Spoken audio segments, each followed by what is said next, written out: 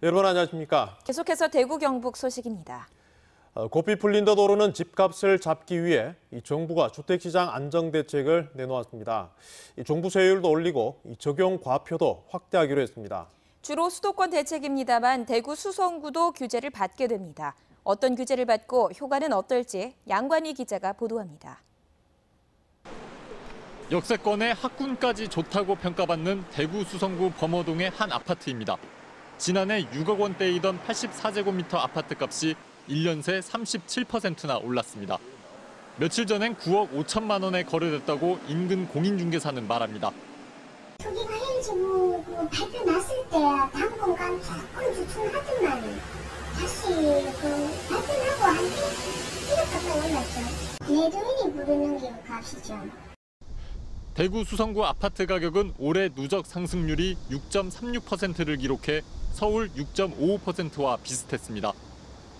이런 흐름에 정부가 부동산 종합대책을 내놓았습니다. 투기 과열지구인 수성구는 주로 주택담보대출 규제를 받게 됩니다. 임대사업자의 주택담보대출이 40%로 줄어듭니다. 주택을 한 채라도 보유한 가구는 수성구 같은 규제 지역에서 원칙적으로 추가로 대출을 받을 수 없고 무주택자도 수성구에서 공시가격 9억 원을 넘는 주택을 살 때 실거주해야 대출을 받을 수 있습니다. 규제 지역에서 주담대 금지한 것은 거기도 이제 직접적인 영향권에 좀 들어간다고 보여져요. 주택의 추가 구매 심리가 위축될 것으로 예상이 되고 이번 종합대책의 큰 틀 중 하나인 종합부동산세의 영향은 적을 것으로 보입니다. 수성구는 조정 대상 지역도 아니고 강화된 종부세율을 적용받는 주택도 소수에 불과하기 때문입니다. 서울을 중심에 그걸 잡기 위해서 만들어진 대책이다 보니까 실제로 과표 기준으로 봤을 때 대상되는 아파트가 크게 많지 않기 때문에 실제는 큰 영향은 없을 것 같다. 다만 이번 정부 대책으로 수도권 집값이 잡히면 그 여파가 지역에 끼칠 수도 있습니다. 이번에 발표된 전방위적인 정부의 세제 금융 규제가 대구의 아파트값도 진정시킬 수 있을지 주목됩니다. MBC 뉴스 양관입니다. 최근 급등한 집값을 잡겠다며 정부가 오늘 부동산 대책을 내놨습니다. 부동산값 폭등은 상대적인 박탈감을 부추기고 서민 주거난도 심화시킵니다. 네, 그런 의미에서 볼 때 이번 대책이 너무 늦었다는 시각도 있습니다. 토지정책을 전공한 김윤상 경북대 명예교수와 오늘 집값 문제 더 짚어봅니다. 안녕하십니까? 네, 안녕하십니까? 대책이라는 게 원인 진단이 제대로 돼야 효과도 있지 않습니까? 교수님 보실 때 최근 우리 사회의 부동산값 폭등 원인을 어떻게 보십니까? 예, 원인은 세 가지로 나눠볼 수 있을 겁니다. 제일 근본적으로는 고속도로가 뚫히면서 하게 된 국민의 기대 심리, 부동산으로 돈을 벌 수 있다는 그런 기대 심리가 있고요. 네. 그다음에 불이 붙으려면 연료와 불쏘시개가 있어야 되는데 연료는 지난 정부 때 빚내서 집 사라 하는 그런 정책을 계속 폈고 그동안에 또 유동성이 많이 축적이 됐단 말이죠. 네. 그게 연료가 이제 쌓이는 과정이죠.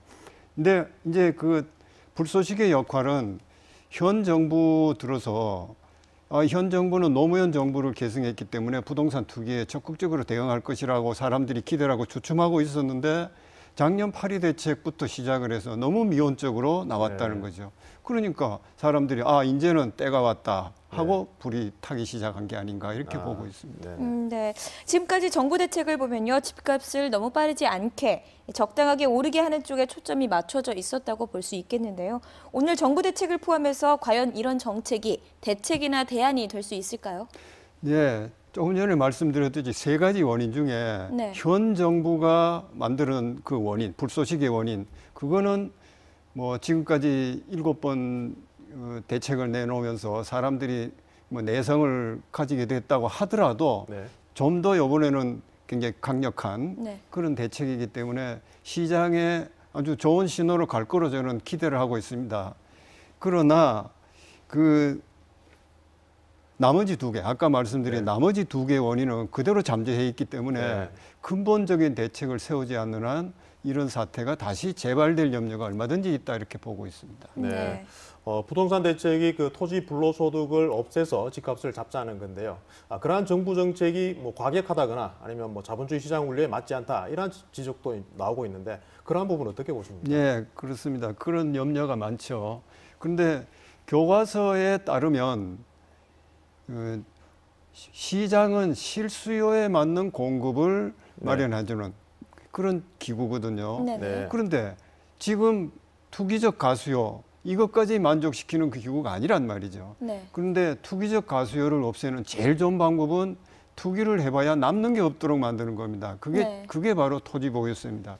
그러나 이상이 아무리 좋고 교과서에 아무리 나온다고 하더라도 잘못된 현실에서 제대로 된 현실로 제대로 된 이상으로 가까이 가는데 과격하거나 급격한 대책을 써서는 안 되겠죠. 네. 그런 대책, 그런 이제 이행 과정에서의 문제, 그 대책에 대해서도 얼마든지 연구가 돼 있지만 오늘은 시간 관계상 거기까지는 말씀을 못 드릴 것 같습니다. 네, 앞으로 기회가 되면 더 많은 얘기 듣도록 하고요. 오늘은 여기까지 듣도록 하겠습니다. 예, 감사합니다. 고맙습니다. 예.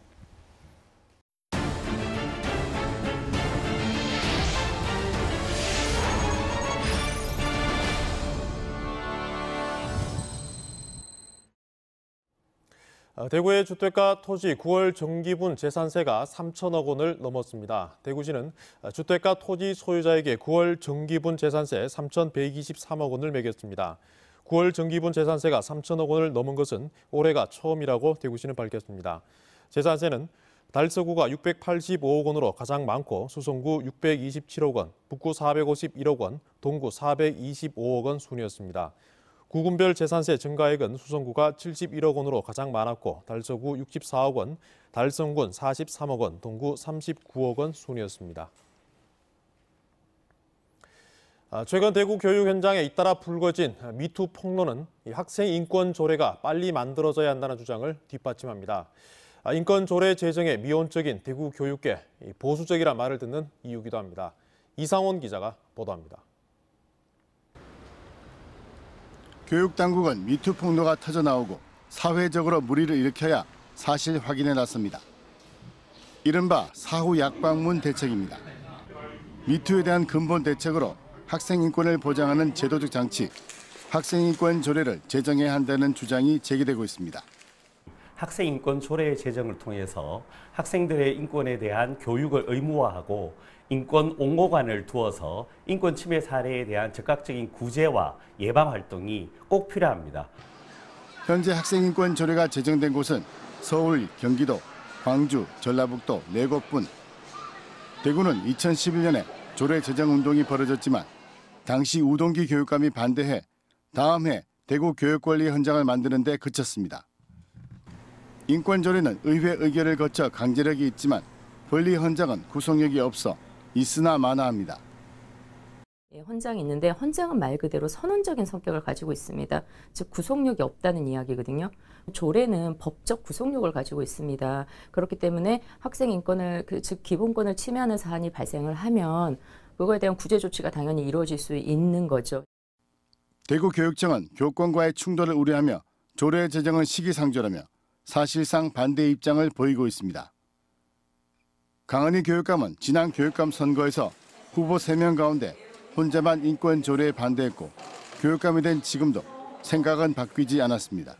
조례까지 제정해서 꼭 이렇게 해야 되나, 그러면 또 거기에 따라서 교권에 대한 조례도 또 제정을 해야 된다든가 이런 양쪽의 문제가 있을 수 있어서 그 부분은 좀 더 현장에 맞는 형태로 시스템을 바꿔보고. 교권 침해만큼은 아주 민감한 반응을 보이는 대구 교육계가 학생 인권을 지키자는 주장에는 소극적으로 대처하고 있다는 소리를 듣고 있습니다. MBC 뉴스 이상원입니다. 한 경북도의원이 의회 5분 발언을 통해 전임 도지사가 임명한 출자 출연기관장은 일괄 사퇴하라고 말해 논란이 되고 있습니다. 신임 이철호 도지사가 도정을 원활하게 이끌어가도록 해야 한다는 건데 경북도청 집행부에 요청이 있었던 게 아니냐는 의혹이 제기되고 있습니다. 이정희 기자가 보도합니다. 경북도의회에서 있었던 5분 발언 내용입니다. 6개월도 채 남지 않은 도지사가 새로운 산하기관장을 임명한 것은 어찌 보면 정실인사, 보훈인사의 극치를 보여주는, 특히 경북개발공사 사장 임명의 경우 지난 3월 도의회 인사검증회를 통해 부정적 의견을 제시하였음에도 전임 김관용 지사를 비판하는 과정에서 당사자인 도의회가 지난 2월 인사청문회에 경과보고서를 채택해 사실상 임명을 동의해준 산하기관장 임용까지 싸잡아 비난해 자기 부정을 합니다. 전임 지사가 임명한 25개의 출연기관장들의 전원 일괄 사퇴를 강력히 촉구합니다.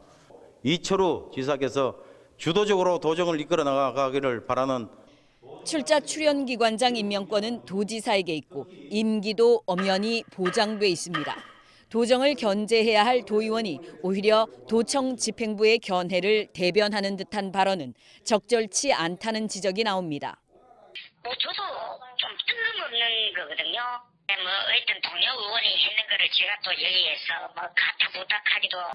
순서에 밀려 정작 5분 발언을 해야 할 내용을 하지 못한 의원도 있습니다. 의원이 그런 것까지 얘기를 할 만한 성질의 것인지 조금 의심스럽기는 해요. 여러 가지 좀 문제되는 것도 있고 마침 오늘 또 조례가 발의가 되어 있는 상태고 거기에 대한 내용으로 5분 발언을 하려고 했는데 아예 저는 못했어요. 취재 결과 이춘우 도의원의 5분 발언은 특정인의 권유가 있었던 것으로 확인됐습니다. 김관용 전 지사가 임명한 출자 출연기관장 처리 문제를 두고 이철우 지사에게 과잉 충성하려는 집행부의 요청이 있었던 게 아니냐는 의혹이 의회 안팎에서 나오고 있습니다. MBC 뉴스 이정희입니다. 오후 2시 7분쯤 구미시 산동면 구미 4공단에 있는 페인트 공장 실험실에서 폭발 사고가 나 실험실에 있던 직원 3명이 얼굴과 팔 등 온몸에 화상을 입었습니다. 소방당국은 헬리콥터 1대와 소방차, 화학차 28대를 동원해 50여 분 만에 불을 끈 가운데 8천만 원 정도의 피해가 난 것으로 추산하고 있습니다. 경찰은 페인트 실험 중 폭발이 난 것으로 보고 국립과학수사연구원과 함께 감식할 예정입니다. 올해 첫 일본 뇌염 환자가 경북에서 발생했습니다. 질병관리본부는 경상북도에 거주하는 68세 여성이 올해 첫 국내 일본 뇌염 환자로 최종 확진됐으며 현재 환자는 중환자실에서 입원 치료 중이라고 밝혔습니다. 국내 일본 뇌염 환자는 지난 2015년 이후 79명 발생했고 같은 기간 7명이 일본 뇌염으로 숨졌습니다. 중소기업 중앙회가 950여 개 업체를 대상으로 한 추석 자금 수요 조사에 따르면 51%가 자금 사정이 곤란하다고 답했고 내수 부진으로 인한 매출 감소를 가장 큰 원인으로 꼽았습니다. 중소기업이 추석에 필요한 자금은 평균 2억 8,700만 원으로 지난해보다 4,800만 원 많아졌지만 자금 확보율은 67%로 지난해보다 5.9% 낮아졌습니다. 공공기관 지방 이전을 반대하는 자유한국당을 규탄하고 지역 정치인에게는 행동을 촉구하는 성명서를 시민단체가 냈습니다. 대구참여연대는 자유한국당이 공공기관 이전을 반대하는 것은 지방의 살 길은 안중에도 없는 얄팍한 정략일 뿐이라고 주장했습니다. 지역 정치인들은 입만 열면 지방 분권을 운운하지만 공공기관 이전 문제를 두고 지역 처지를 대변하기는커녕 당 지도부 눈치나 살피고 있다고 비판했습니다. 원자력안전위원회는 최근 원자력안전위원회를 열고 월성 원전 1호기 정기검사 항목 조정 등 3건의 안건을 심의 의결했습니다. 심의 안건에 따르면 한수원이 월성 1호기 핵연료 전량 인출하기 시작해 연구정지를 위한 운영 변경 허가 전까지 정기검사 항목을 일부 조정하기로 했습니다. 또 방사선 안전관리자가 부재할 경우 대리자를 지정하도록 원자력안전법이 개정됨에 따라 관련 시행령 및 시행규칙의 개정을 심의 의결했습니다. 올해 국회 환경노동위원회 국정감사에서도 영풍 석포재련소 문제가 도마 위에 오를 예정입니다. 자유한국당 강효상 국회의원은 대구 수돗물 사태와 함께 재련소 문제를 국감 안건으로 선정해 오는 21일 재련소를 현장 방문합니다. 지난해 불발됐던 이강인 영풍그룹 대표에 대한 증인 채택 여부도 관심을 모으고 있습니다. 석포 재련소 이슈는 지난 2014년부터 꾸준히 환노위 국감의 단골 주제로 올랐지만 최근엔 폐수 유출로 조업 중지 처분을 받는 등 영풍 측은 미온적인 태도를 유지하고 있습니다. 경주시가 신라문화제를 명품축제로 만든다는 전략 아래 국보 제31호인 첨성대를 옛 방식대로 축조합니다.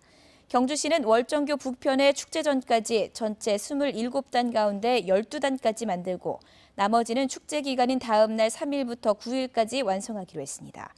50여 명의 동해안 석재협의회 회원들은 월정교 복원 과정에서 나온 580여 톤의 돌을 사용해 첨성대 축조를 재현합니다. 대구 중부경찰서는 지난 9일 대구시 중구 수창동 대구예술발전소에 있는 스튜디오에서 실습생 23살 A씨에게 강제로 입맞춤을 한 혐의로 작가 38살 B씨를 조사하고 있다고 밝혔습니다. 대구예술발전소 관리감독을 맡고 있는 대구문화재단은 작가 작업실을 폐쇄하고 지원금을 전액 환수하겠다고 밝혔습니다.